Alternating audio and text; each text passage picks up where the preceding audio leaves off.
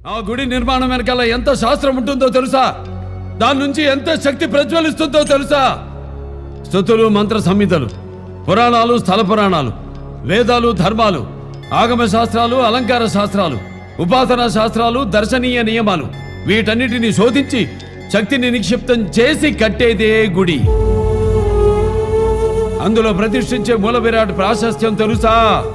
సర్వమాన సౌభ్రాతృత్వాన్ని బోధించడానికి సాక్షాత్తు ఆ కలియుగ దైవం వెంకటేశ్వరుడు, ధర్మతత్వాన్ని బోధించడానికి శ్రీరాముడు, జీవిత సత్యాన్ని బోధించడానికి శ్రీకృష్ణుడు, ఆత్మతత్వాన్ని బోధించడానికి ఆ పరమశివుడు, ధైర్యాన్ని ఇవ్వడానికి ఆంజనేయుడు, కార్యసిద్ధికి ఆ వినాయకుడు, సంపదకి లక్ష్మి, విద్యకి సరస్వతి, సకల దేవతల శక్తి స్వరూపాన్ని ఇవ్వడానికి సాక్షాత్తు అమ్మవారు.